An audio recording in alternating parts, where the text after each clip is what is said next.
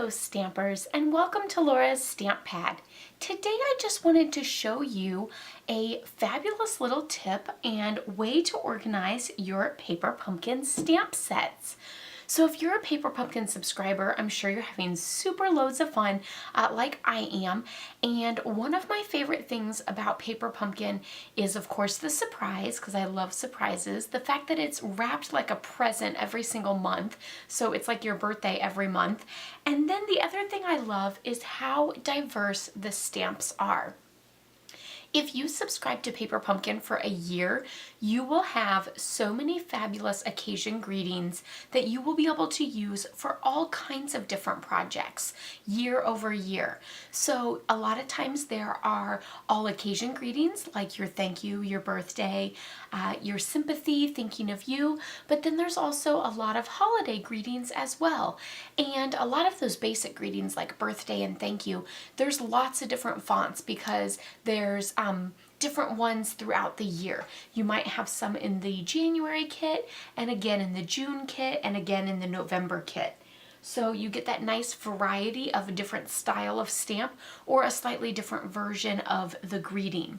So when it comes to storing those, then there are lots of different ways. So here is the March 2019 Paper Pumpkin. This is the flyer that comes in the kit.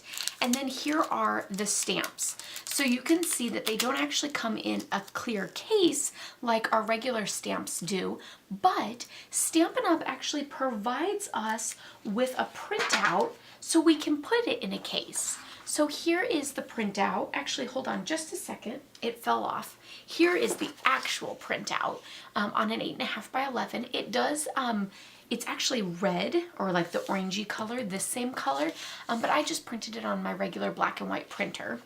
This stamp set is black, but all of this is all pretty and decorative and everything. You'll also notice that it shows the samples that were used with the kit. So you can either keep this one or you can also have it there as well. So I just trimmed it down and then you're left with this.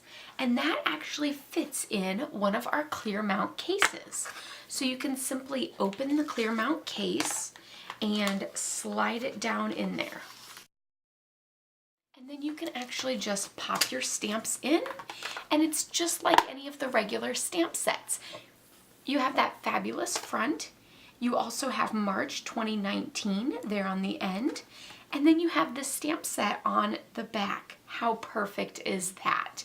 So then this can go on your shelf with the rest of your stamps and it looks fabulous. You can buy these cases. They come in a pack of, I think they come in a pack of 4, but I'll leave a comment down below with the number so that you can order those as well as the number that comes in the pack. So you can always purchase these clear mount cases and create your own stamps. Another option that you can do is you can take one of these clear sleeves. This just goes in a 3-ring binder, and you can always slide this down in that 3-ring binder sleeve,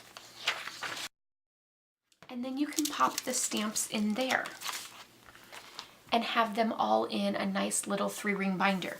You could also just put this piece and the stamps in there. The only thing is it doesn't actually show the full set of stamps on this little flyer.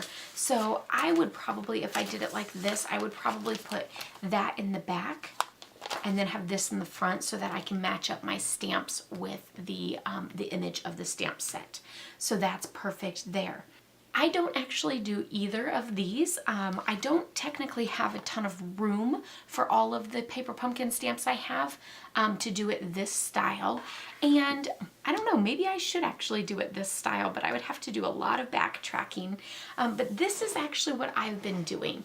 I just have a little shoebox that I have all throughout my craft room, and I have the little label there on the end as well as on this end, and this box just holds all of my Paper Pumpkin stamps.